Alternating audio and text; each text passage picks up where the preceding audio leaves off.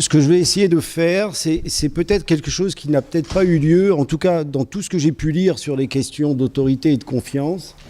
Je me suis rendu compte que ce soit, je dirais, l'expert, ou que ce soit le législateur, ou que ce soit le journaliste, ce sont des notions qui sont toujours traitées de façon disjointe.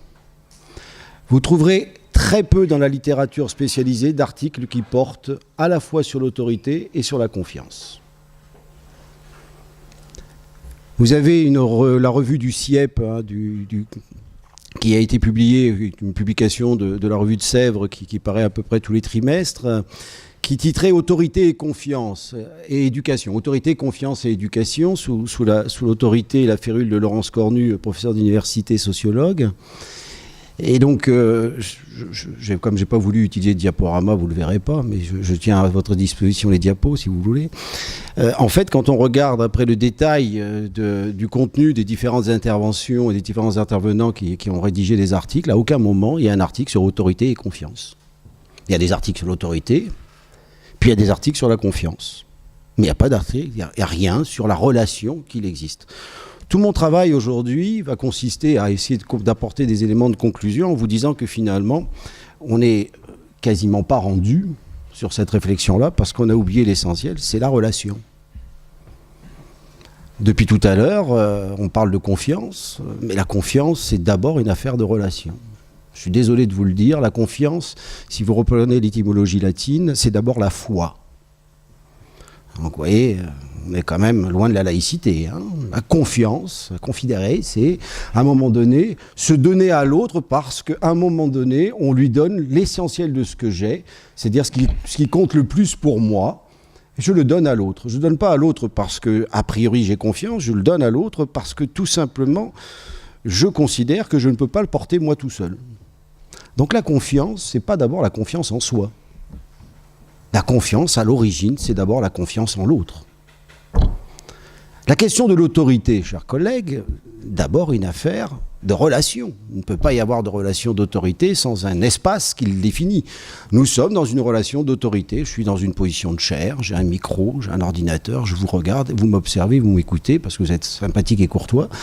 Mais il y a une relation d'autorité, il suffit de rentrer dans cette pièce, immédiatement le spectateur pourra tout de suite savoir qui a l'autorité et qui est en train de recevoir l'autorité. C'est une relation.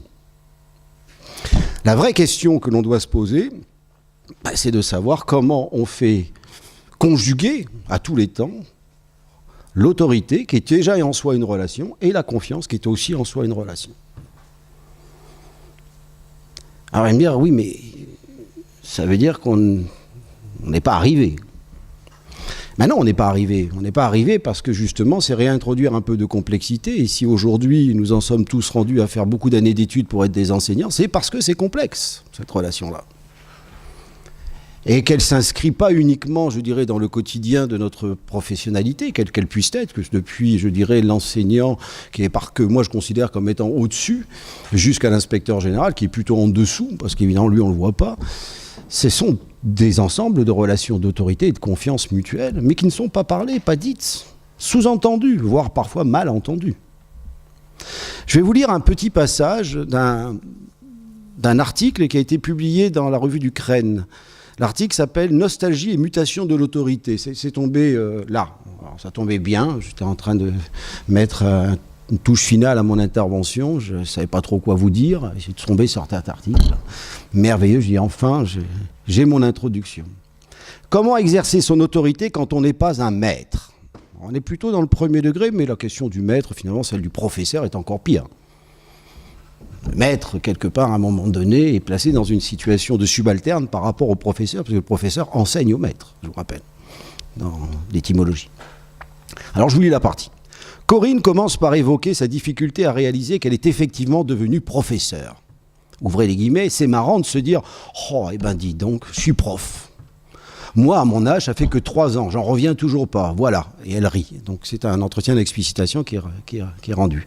On pourrait penser que ce nouveau statut va la conduire à se déplacer mentalement dans un autre lieu. Mais Corinne semble demeurer dans un avant, comme si une partie d'elle-même n'était pas professeure. Son insistance sur l'emploi du « nous » et du nom « maître » marque cette distance entre sa personne et une fonction qu'elle ne pourrait occuper qu'en montrant qu'elle l'exerce. Intéressant, la dissociation. J'entendais tout à l'heure Lucas qui parlait de mes élèves. L'autorité, c'est à moi. D'ailleurs, généralement, quand on est chef de service, on a un ensemble de personnels sous son autorité, et ce sont mes personnels. Un chef d'établissement a ses personnels. C'est ça l'expression de l'autorité. Donc elle n'est pas encore dans l'autorité, parce qu'elle ne sait pas qui elle est. Mais que faudrait-il qu'elle montre? Le sait-elle elle-même? Parce que quand on arrive, on n'a pas l'impression d'être un maître, dit-elle. C'est à nous de montrer que nous sommes le maître. C'est une femme. Déjà, la maîtresse, c'est pas ce que c'est. Marrant, ça aussi. Hein. Elle semble mesurer qu'elle va devoir effectuer un mouvement vers ce nouvel état encore extérieur à elle, réduire l'écart pour y être. Sa première impression des élèves passe par une image visuelle. Quand on arrive comme ça et qu'on les voit assis sur les chaises, et là Corinne les perçoit comme trop à l'aise, plus à l'aise qu'elle assurément, eux, dit-elle, pas du tout très à l'aise, et même trop à l'aise à mon goût. Ceci produit en elle une forme de méfiance. Vous remarquerez que depuis le début de la soirée, je ne sais pas ce qui est passé dans les autres soirées, la confiance est toujours du côté de l'élève et l'autorité du côté de l'enseignant. J'ai envie de vous faire la démonstration que si on faisait l'inverse, ça arrangerait pas mal le monde. L'autorité est du côté de l'élève, parce que l'autorité, c'est s'autoriser à. C'est accepter d'être autre. Tandis que la confiance, elle est plutôt du côté de l'enseignant. Or, toutes les études font la démonstration que les élèves ont parfaitement confiance, contrairement à ce que vous pouvez penser. Mais par contre, les enseignants n'ont plus du tout confiance. La vraie question, c'est comment on reconstruit de la confiance chez les profs. C'est ça la question. Et on le retrouve bien dans ce propos. Corinne les perçoit, etc. Ceci produit en elle une forme de méfiance. Elle ne reconnaît pas en eux l'image d'élève qu'elle s'était représentée. L'image d'élève qu'elle s'était représentée. C'est ça l'autorité. Je me représente quelque chose qui est supposé être dans une position préalable à mon arrivée, puisque je suis l'autorité, donc ils sont autres. Qu'attendait-elle de ce premier contact? De même qu'elle n'y est pas, les élèves semblent eux aussi ailleurs. La rencontre humaine n'aura pas lieu, puisque ni les paroles prononcées, ni les regards attendus ne se répondent. Et j'ai beaucoup apprécié la conclusion de notre collègue tout à l'heure, qui disait très clairement, finalement, ce qui importe le plus dans cette question-là, c'est la question de la reconnaissance. Je ne sais pas si certains d'entre vous connaissent Paul Ricoeur. Tout le monde en parle beaucoup parce qu'il aurait été, quelque part, à un moment donné, celui qui aurait créé notre nouveau président de la République, puisque pendant 5 ans, Emmanuel Macron s'est trouvé être l'assistant de Paul Ricoeur. Eh bien, Paul Ricoeur a développé une théorie de la reconnaissance. Et la théorie de la reconnaissance, eh bien, si vous vous représentez dans votre tête d'un côté l'autorité et de l'autre côté la confiance, finalement, ce qui va faire le lien entre les deux, c'est la reconnaissance. C'est tout ce travail qui va nous amener non pas à reconnaître en un seul moment, mais à et connaître, c'est-à-dire à voir chez l'autre la part d'autorité, mais aussi la part de confiance qu'il a en moi. Et ce travail-là, généralement, on le fait de façon assez unilatérale. Mais on ne le fait pas de façon dialogique, c'est la raison pour laquelle je traiterai de la question sur un point de vue dialogique, si j'ai le temps de le faire.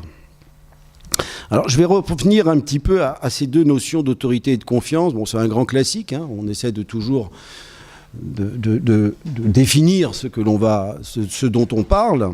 Alors je vais le faire assez rapidement. Sur la question de l'autorité, si vous faites un petit travail de recherche, et l'intérêt aujourd'hui d'Internet, c'est qu'il suffit de taper le mot et puis on voit les occurrences.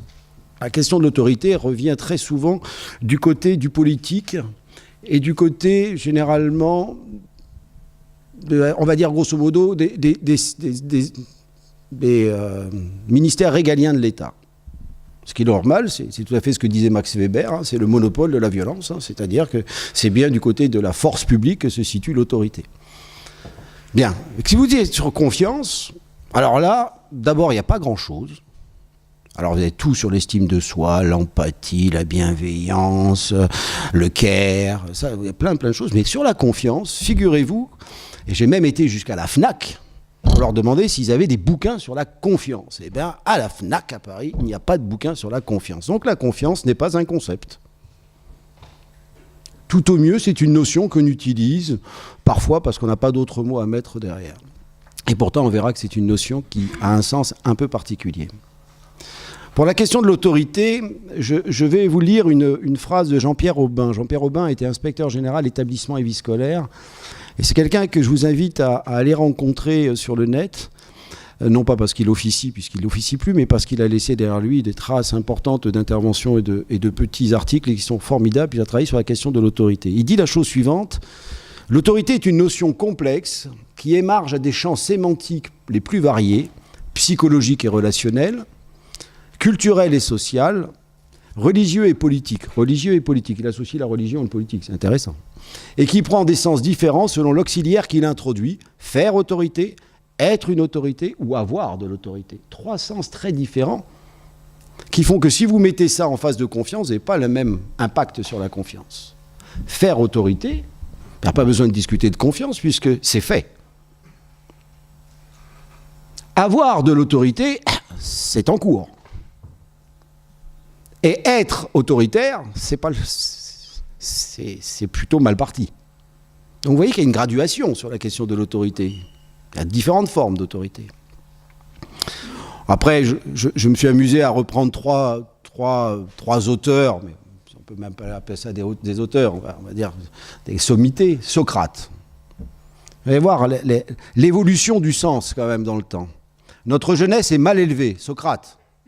Depuis tout à l'heure, on parle des publics difficiles qui sont mal élevés. On ne le dit pas parce qu'on est bien élevé. Mais enfin, c'est ça qu'on a derrière. Hein. C'est, grosso modo, il me casse les pieds, celui-là. Il ferait bien de se la boucler ou en tout cas d'aller voir ailleurs. Hein. C'est ça, le mal élevé. Socrate.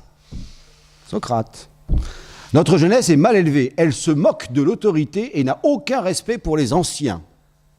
Chers collègues, même si vous êtes tous très jeunes, vous êtes déjà des anciens pour les jeunes.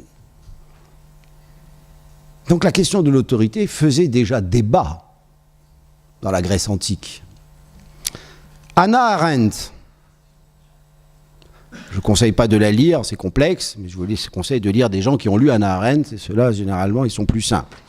Mais quand même, Hannah Arendt est quelqu'un qui a été considéré dans les derniers temps actuels, enfin je dirais les dernières géographies qui ont été faites comme étant la chantre de l'autorité, du retour à l'autorité. On verra tout à l'heure que la notion d'autorité chez Hannah Arendt, c'est pas tout à fait celle que l'on donne aujourd'hui. L'autorité implique une obéissance dans laquelle les hommes gardent leur liberté. Alors vous mettez bien dans votre gymnase là. D'accord ? Vous mettez en face de votre classe de 5e 2, là, celle du lundi matin, là, qui est bien remontée, et vous bien fatigué, parce que le week-end était fatigant. Et puis vous pensez ça. L'autorité implique une obéissance dans laquelle les hommes gardent leur liberté.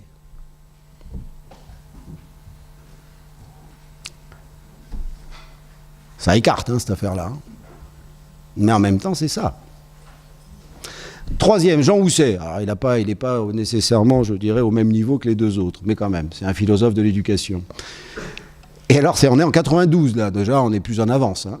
Il n'y a pas de problème d'autorité à l'école, dit-il, 3 petits points, c'est l'autorité en tant que telle qui fait problème. Vous voyez l'évolution entre Socrate et aujourd'hui ? D'accord ? Et entre les deux, il y a Hannah Arendt. Donc l'autorité est une affaire de culture, chers collègues, et une affaire d'histoire aussi. On ne parle pas de la même chose selon les époques. Pour finir, en éducation, il y a 3 façons d'incarner l'autorité. Et ça, peut-être que ce serait intéressant que vous les gardiez un peu en tête. La première façon de faire autorité, c'est d'avoir la compétence. Eh oui. Pourquoi je la mets en 1 ? Parce que c'est quand même ce qu'on attend de vous, en tout cas ce que l'institution que j'incarne, après tout, ce soir, attend de vous. On attend de vous que vous soyez compétent. Alors, c'est pas vous qui allez le dire, vous n'avez pas cette outrecuidance de vous traiter comme compétent, mais la compétence, c'est quelque chose qui se construit dans le temps et dans l'action, je vous rappelle, et pas uniquement dans les bouquins. C'est l'ordre fonctionnel, ça. Mais l'autorité, c'est l'ordre politique aussi.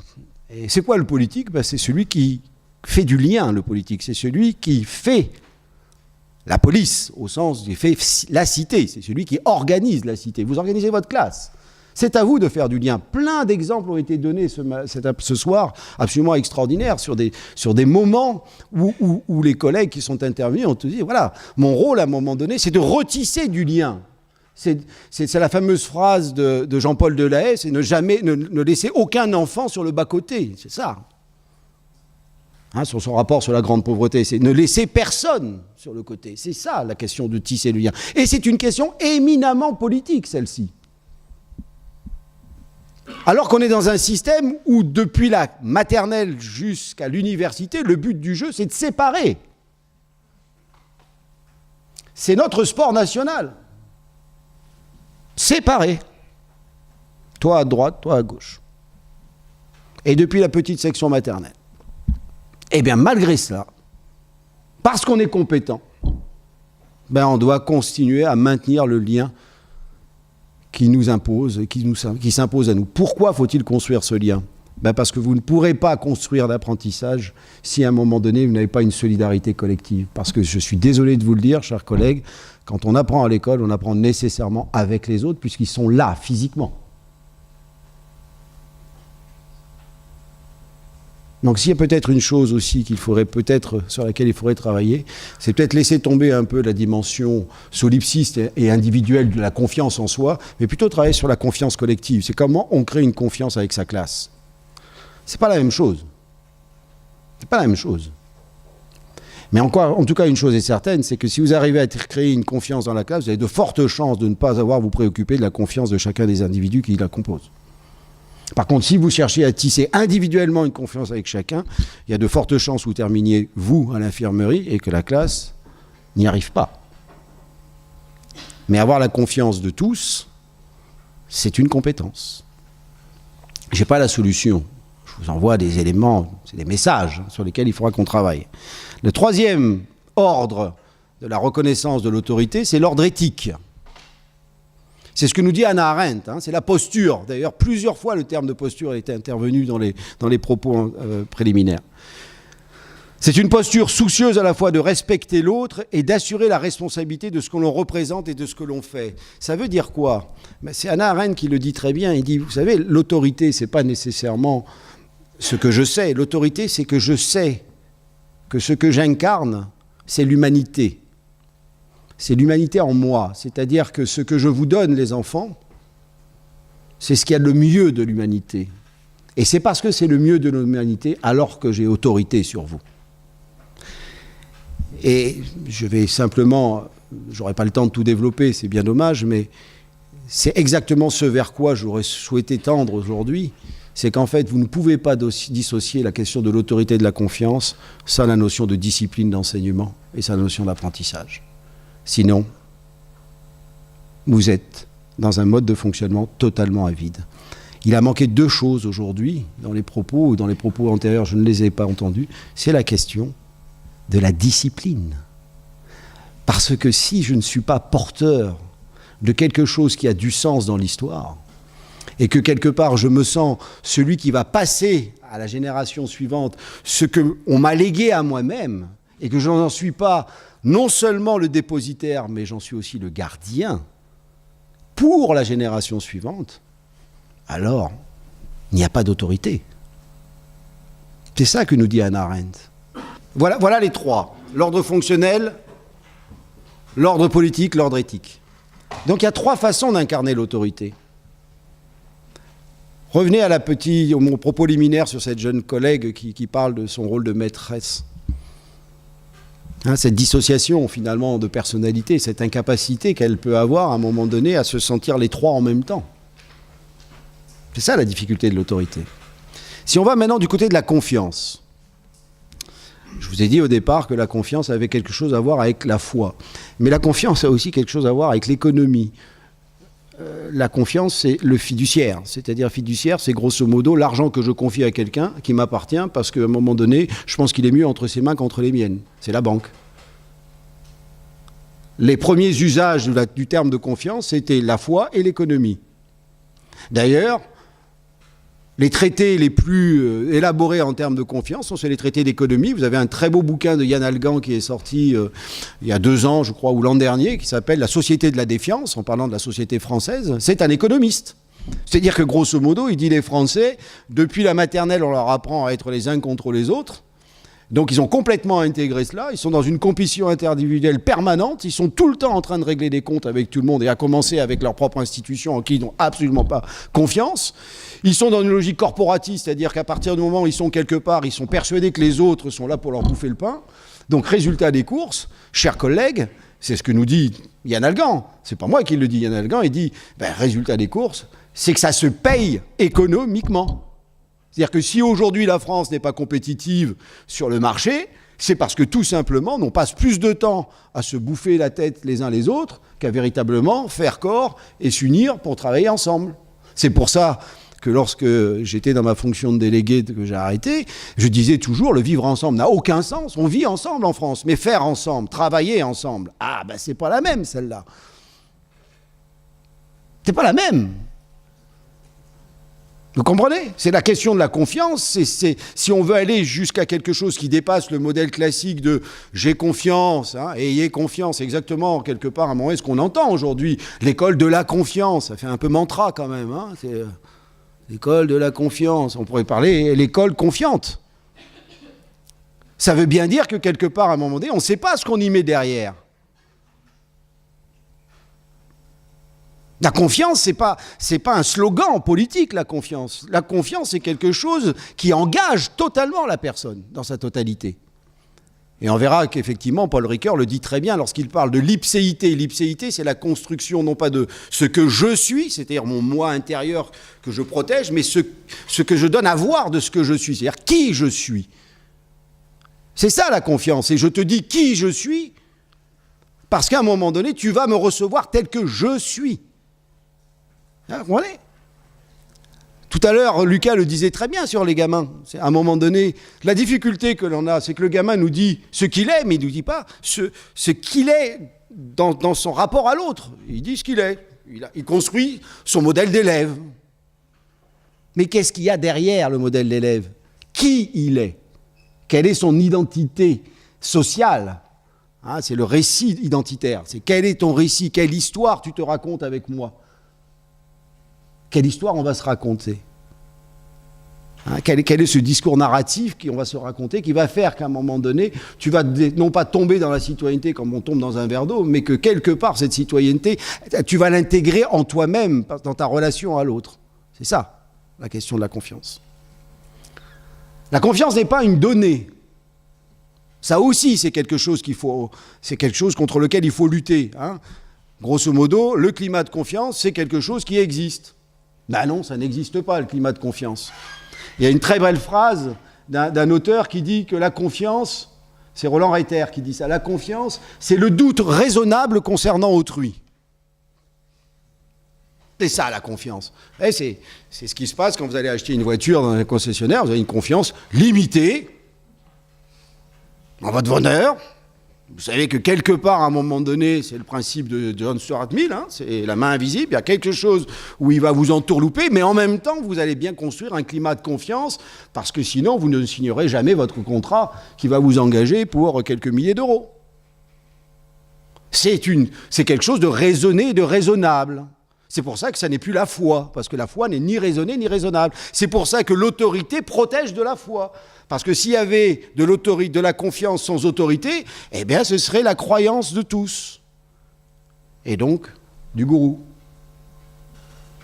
Ce qui permet de protéger, c'est exactement la phrase qui a été lue tout à l'heure sur la règle qui a été donnée par Claude Bisson-Vèvre, c'est-à-dire c'est la règle dans l'exercice du droit. C'est le droit qui permet à un moment donné de ne pas tomber dans la foi. C'est le droit qui nous rappelle aux uns et aux autres qu'on est traité de façon égalitaire et équitable. C'est ça la différence. Donc ce n'est pas un donné, c'est un construit, c'est quelque chose qui s'inscrit dans le débat social, c'est quelque chose qui s'inscrit dans la lutte, qui s'inscrit dans la confrontation, la confiance. Si vous arrivez dans votre classe en disant « Bon, les enfants, on va instaurer un climat de confiance. Croyez-moi, ça va marcher. » Croyez-moi, ça va marcher. C'est de la croyance. Mais si vous ne dites rien et que vous mettez en place ce qu'il est nécessaire de faire pour rentrer dans l'ipséité de l'autre, c'est-à-dire d'aller vers l'autre, parce que c'est votre job que d'aller vers le gamin, et c'est pas au gamin d'aller vers vous. Pas son job à lui. Son job à lui, c'est de dire « Waouh, qui est cette personne ?» Et comme le gamin, il en a 9 à gérer par jour, qui sont toutes ces personnes ? Non, parce qu'on est persuadé qu'on a beaucoup d'élèves. Oui, mais les élèves ont beaucoup de profs aussi, hein. Croyez pas. C'est autant de capacités d'adaptation et de climat de confiance différents à construire. Tout à l'heure, on parlait, je dirais, de la problématique du soir qui fait qu'à un moment donné, à 16h, ça va péter en éducation physique, mais ça a commencé à 8h. Mais c'est bien ça la question, c'est comment on fait passer l'histoire de l'enfant. Comment on se relaie les histoires de nos enfants dans les établissements scolaires? Où sont les points de relais, les points de passage pour qu'à un moment donné, en ayant cours de 10 à 11, je sais ce qui s'est passé de 8 à 10. Où est-ce que ça se construit, ça? C'est pas une histoire de gamin, ça. C'est une histoire d'adultes et de responsabilité des adultes. Ah, c'est sûr que si je préfère prendre un quart d'heure pour prendre mon café et fumer ma clope tranquillement, c'est certain que ce quart d'heure-là, je ne vais pas le passer à avoir de l'information. Il faut savoir où on met le curseur. La confiance est une alternative. Ça veut dire quoi? Parce que si seulement il n'y a pas de confiance, il y a deux autres polarités qui fonctionnent très bien, c'est le pouvoir et le contrat. Le pouvoir, il contrôle, c'est l'autorité par la force. Je te dis de te tenir là, et c'est comme ça. C'est le pouvoir. Et le contrat, c'est la notion qui réglemente, hein. C'est ce qu'on appelle le contrat de confiance. Un contrat de confiance, on instaure quelque chose. Sauf que quand le contrat saute, la confiance aussi. Donc la confiance n'est ni l'un ni l'autre. Elle se situe ailleurs encore. Ça ne veut pas dire qu'il n'y a pas des passages où il y a nécessairement besoin d'être un peu du côté du pouvoir ou un peu du côté du contrat, mais ça veut dire qu'il ne faut pas s'en contenter. C'est exactement ce que disaient tout à l'heure les collègues. Je n'ai pas à m'interdire à un moment donné de sanctionner. Je n'ai pas à m'interdire à un moment donné de dire « toi, tu vas là-bas ». Pas ça. Mais c'est la répétition du « toi qui va là-bas » qui pose la question. Vous voyez ce que je veux dire ?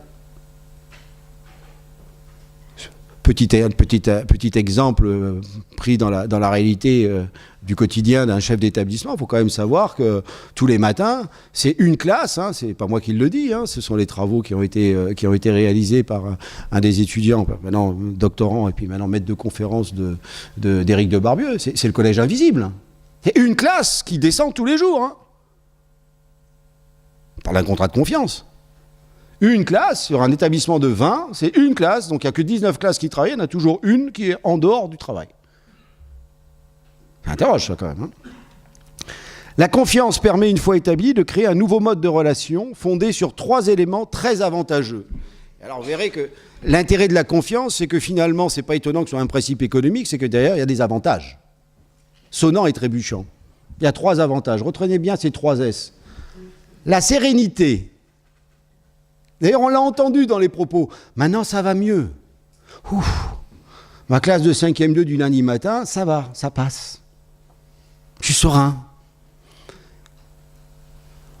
La sérénité. Donc, ça veut dire que construire de la confiance, ça fait du bien. Faut pas se leurrer, ça fait du bien. Et tant mieux si ça fait du bien.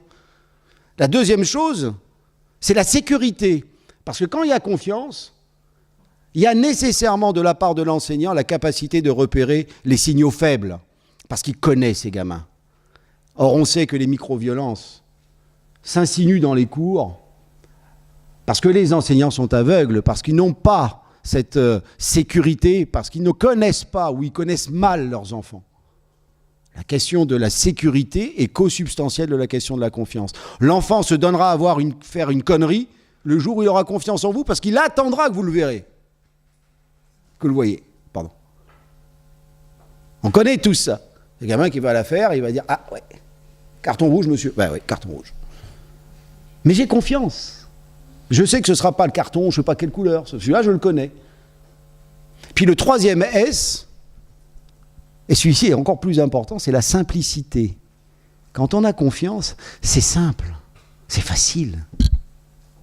Hein ? Quand on a une relation d'amitié qui est bien installée, que ce soit dans le secteur professionnel ou le secteur personnel, ça va mieux. Ça va beaucoup mieux. Je peux me reposer sur les 3 S. Sérénité, sécurité, simplicité. J'ai envie de parler comme Berthoz de la simplexité, parce que la simplicité, c'est un peu simpliste. C'est pas si simple que ça. C'est aussi complexe, la simplicité. Bien. La dernière chose, La confiance, elle doit se comprendre sur un continuum.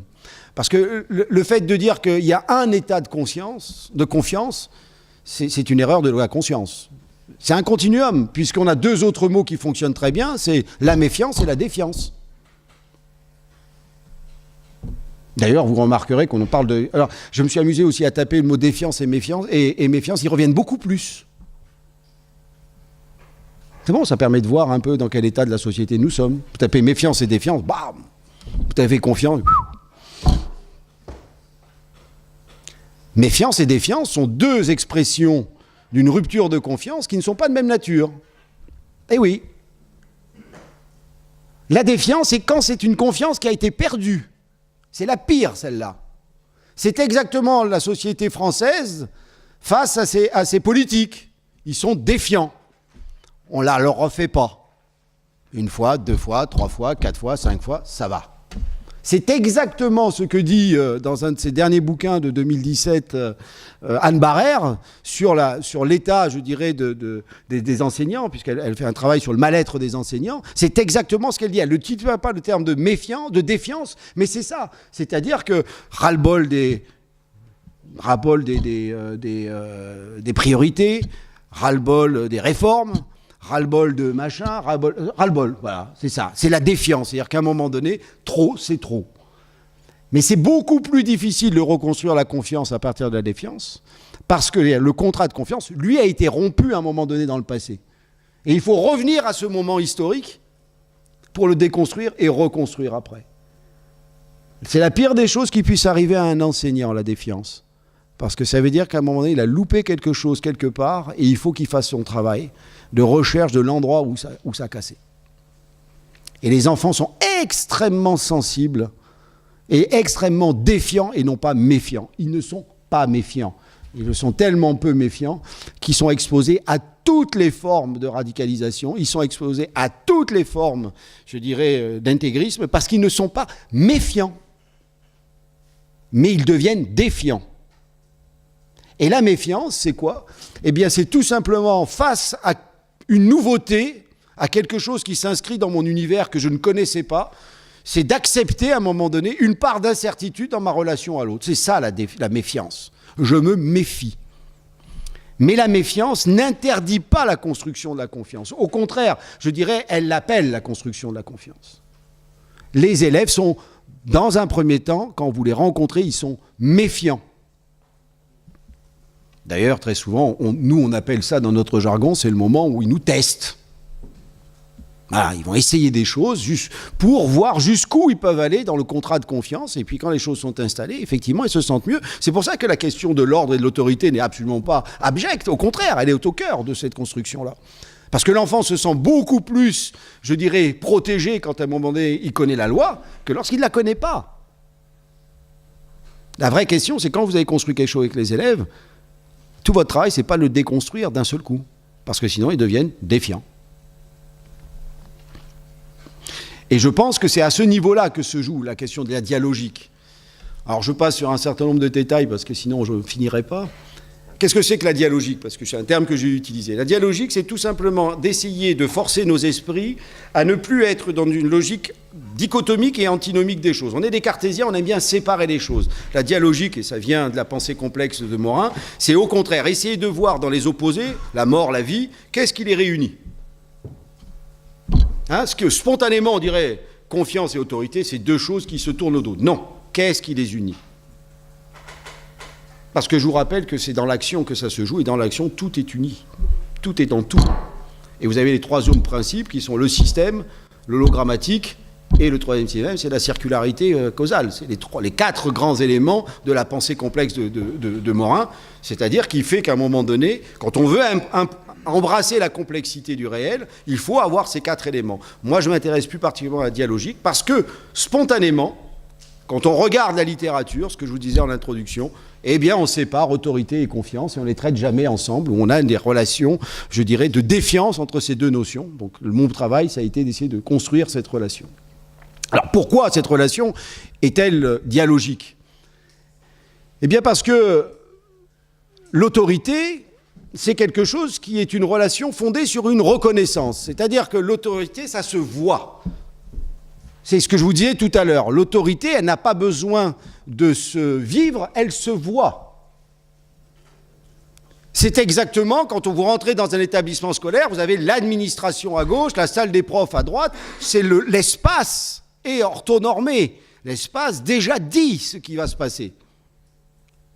Les corps constitués sont des formes d'expression de l'autorité. C'est normal puisque l'autorité est du côté du pouvoir et le pouvoir est du côté du politique et le politique c'est lui qui a le monopole de la violence symbolique. Donc c'est lui qui définit les conditions de l'autorité. Donc l'autorité ça se voit. La confiance, c'est avant tout un rapport avec l'inconnu. C'est ce que je vous ai dit tout à l'heure. Faire confiance, quand vous mettez votre argent à la banque, vous ne posez pas la question de savoir si seulement la banque va vous voler. Quand vous prenez un avion, si vous commencez à vous poser la question de savoir si le commandant de bord va vous mettre dans une montagne, vous descendez de l'avion. Eh oui. Et si vous montez, que vous mettez votre ceinture et que vous attendez, c'est que vous avez une confiance a priori de la compétence du pilote. Peut-être pas nécessairement du reste, mais de la compétence. Les pilotes n'ont pas très bons dans la relation aux autres. Généralement, ils ferment leurs portes, ils ne vous parlent pas, ils se débrouillent vous vous débrouillez avec les hôtesses de l'air ou les stewards derrière. Mais la question, cette fois-ci, si vous voulez, de la confiance, c'est véritablement cette part d'incertitude que j'accepte de jouer à un moment donné pour pouvoir transférer une part de moi-même auquel je tiens pour le donner à l'autre. Donc cette fois-ci, ce n'est pas quelque chose qui se voit, c'est quelque chose qui se vit, la confiance. Dans quelque chose qui se voit, qui est matérialisé, et quelque chose qui se vit, qui est existentiel. C'est deux choses qui ne peuvent pas marcher ensemble. Et pourtant, je vais essayer de vous faire la démonstration inverse. Mais comment faire dialoguer ces deux notions ? Eh bien parce qu'il ne peut pas y avoir d'autorité sans confiance. Essayez de réfléchir à cette question-là. Si on avait du temps, voilà, très bon sujet de TD, on en passerait 1 heure, vous verrez qu'au bout d'un moment, à force de triturer vos cerveaux, vous verrez ça. Sans confiance, l'autorité est une imposture. Je vous rappelle que l'autorité est d'abord une reconnaissance. Si vous n'avez pas confiance, il ne peut pas y avoir d'autorité, une imposture, une contrainte. La confiance est donc une source de légitimité de l'autorité, au point parfois d'être trompé, ce qui nous fait alors tomber dans la défiance, que je vous disais tout à l'heure. Mais aussi, il ne peut pas y avoir de confiance sans autorité. Pourquoi ? Eh bien, sans autorité, la confiance s'inscrit dans un rapport de dépendance strict à l'autre, en se remettant totalement à lui. C'est la foi, c'est la croyance, c'est la perte de son image, c'est la perte de son identité, c'est l'acceptation de ne plus être soi-même.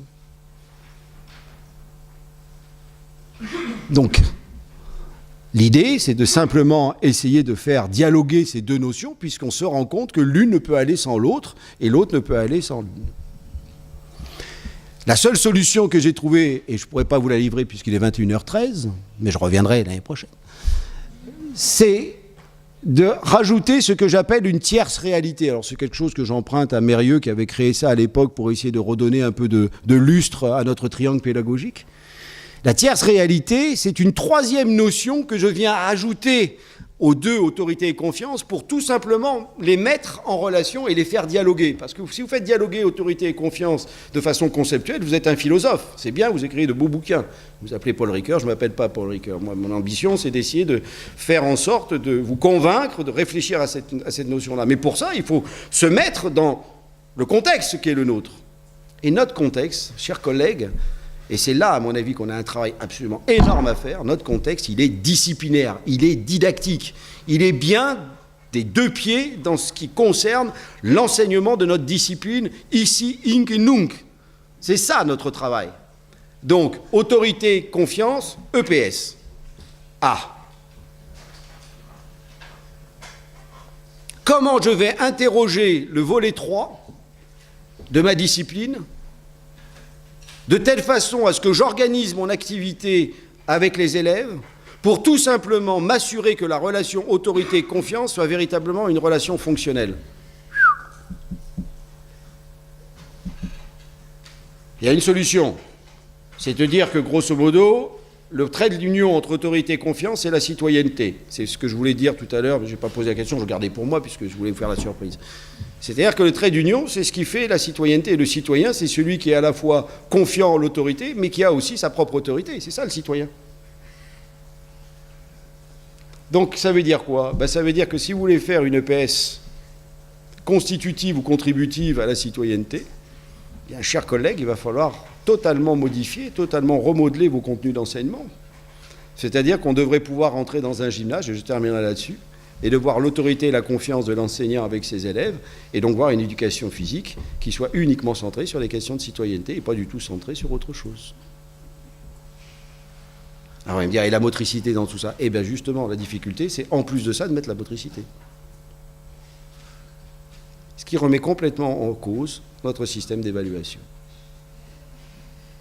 Et là, c'est l'inspecteur général qui vous parle. C'est-à-dire que, grosso modo, notre travail pour les 20 prochaines années, c'est ce travail-là, chers collègues. C'est d'arriver à un moment donné à faire que nos disciplines ne soient pas des disciplines outils ou des disciplines objets, mais que ce soit des disciplines sujets. Vous avez un très beau bouquin, j'ai peut-être cité l'an dernier, d'Yves Terre, sur le décrochage scolaire et le vécu disciplinaire.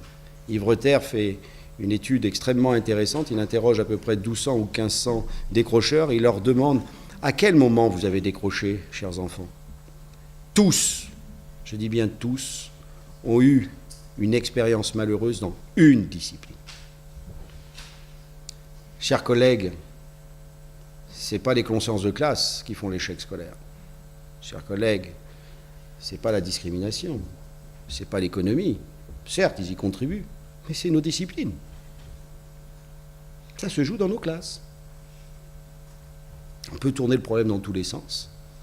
Mais quand, à un moment donné, un professeur de mathématiques enseigne le théorème de Pythagore, il devrait se poser la question de ce que ça a comme impact sur la relation autorité-confiance chez les élèves. Et il ne verrait peut-être pas le théorème de Pythagore de la même façon. Ou en tout cas, il ne l'enseignerait pas de la même façon, je pense. Eh bien, mettez ça en éducation physique. Est-ce que ça vaut encore le coup de faire des absats? Ou est-ce qu'il n'y a pas des choses à y inventer en termes de motricité qui nous permettraient de nous rapprocher véritablement de cette question de la construction de la citoyenneté? Est-ce que vous êtes certain que quand vous faites un cycle handball avec des gamines ou des gamins qui ne sont pas foutus capables de faire 3 pas avec un ballon entre les mains, est-ce que vous pensez franchement que vous êtes dans une situation de construction d'une citoyenneté partagée? Quand grosso modo, il n'y en a que 4 qui y arrivent. Et qu'à la fin, il y en a toujours 4 qui y arrivent. Parce que pour apprendre dans une APSA, ça nécessite un minimum d'homogénéité. Or, l'homogénéité, c'est pas notre job.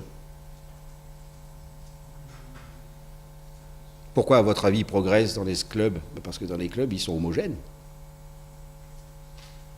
Pourquoi ils progressent moins chez nous dans nos activités support? Parce qu'ils sont hétérogènes. Donc est-ce qu'il n'y a pas à réinterroger notre corpus? Non pas pour céder au sacro-saint niveau qui baisse, bien sûr.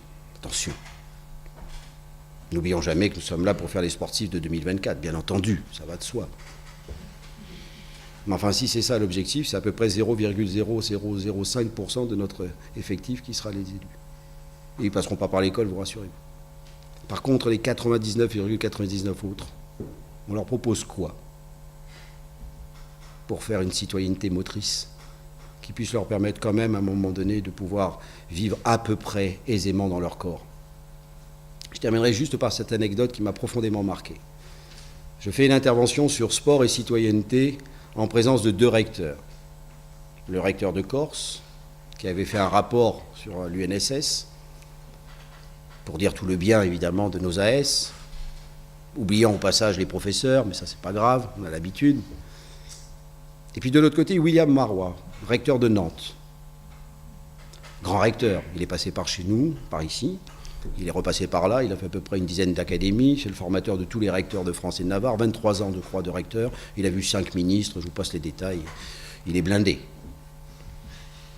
Eh bien, le recteur Marois, pendant 7 minutes, a exposé devant 300 personnes comment dans ses chairs, il a divorcé de son corps grâce au professeur d'éducation physique et sportive.